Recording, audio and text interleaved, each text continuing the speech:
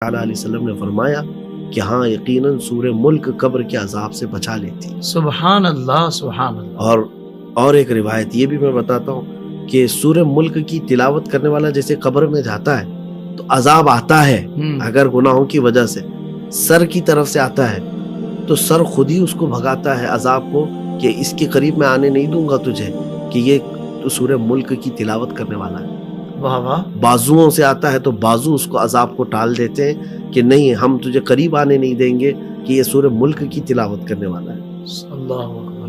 اب اور ایک فضیلت سنیں مزے کی ہے، اعلیٰ حضرت فرماتے ہیں کہ سورہ ملک کی تلاوت کا آپ نے اس کو فضیلتوں میں لکھا بھی ہے کہ یہ ایک ایسی سورہ ہے، نور والی سورہ، کہ بندہ جو روز تلاوت کرتا ہے سورہ ملک، دیکھیں میں کہتا ہوں نوجوانوں سے کہ اس سے بہتر دوستی کیا ہے جو تمہیں قبر میں بھی نہیں چھوڑتی ہو۔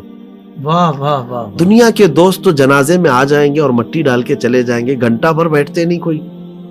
جتنا بھی عزیز ہو کہو اس سے کہ میری قبر میں تو بھی ساتھ بیٹھ جا، جس دن میرا انتقال ہو آئے گا کوئی؟ ارے ماں نہیں آتی باپ نہیں آتا تو دوست کیا خاک آئے گا؟ دنیا میں ہمارے سفید کپڑے پر دھول لگنے نہیں دیتے، لیکن یہی دوست ہم پر خاک ڈال کر کے جا رہے ہیں۔ یہ ایک بڑی عبرت کی چیز ہے، اس دن کون تمہارے ساتھ ہے جب تختیاں بند کر کے اندھیرے کمرے میں تم کو چھوڑ کر دنیا رخصت ہو چکی ہو، گھبراہٹ اور وحشت کا عالم ہے۔ فرماتے ہیں کہ جو سورہ ملک کی تلاوت کرنے والا بندہ قبر میں جاتا ہے تو جیسی وہ قبر میں پہنچا یہ رب کی بارگاہ میں گئی، رب تبارک و تعالیٰ کی بارگاہ میں جاتی ہے اور پھر یہ بحث شروع کرتی ہے کہ مولا اس کو قبر میں عذاب نہ دینا، وہ روز مجھے تلاوت کرتا تھا۔ واہ واہ واہ۔ کہا جائے گا کہ نہیں اس کے فلاں فلاں گناہ ہے تو وہ کہنے لگتی ہے کہ نہیں تو رب تعالیٰ یہ بتا کہ میں تیرے کلام کا حصہ ہوں یا نہیں۔ ہائے ہائے ہائے ہائے۔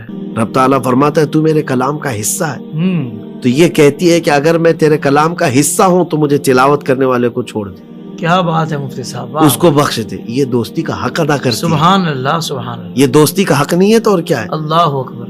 تو جھگڑے کا لفظ آیا ہوا ہے کہ سورہ ملک بحث کرتے کرتے یہاں تک آئی کہ رب تبارک و تعالیٰ فرماتا ہے کہ جا جو تجھے تلاوت کرتا تھا اس کو میں نے بخش دیا۔ واہ واہ واہ۔ مجھے لگ رہا ہے مفتی صاحب ساری نیت کر رہے ہیں آج تو بالکل انشاءاللہ یہ فضیلت سن کر فرض ہے اخلاقی طور پر ہر سننے والے کہ ایسے دوست کو کون نہیں کون چھوڑنا چاہے۔ واہ واہ واہ۔ اب سورہ ملک کہتی ہے اب سو جا، تیرے لیے میں نے اللہ تبارک و تعالیٰ سے یہ پیغام لایا، اور پھر اس کے بعد اس کو بچھونے دیتی ہے، اوڑھنے دیتی ہے اور ساری چیزیں۔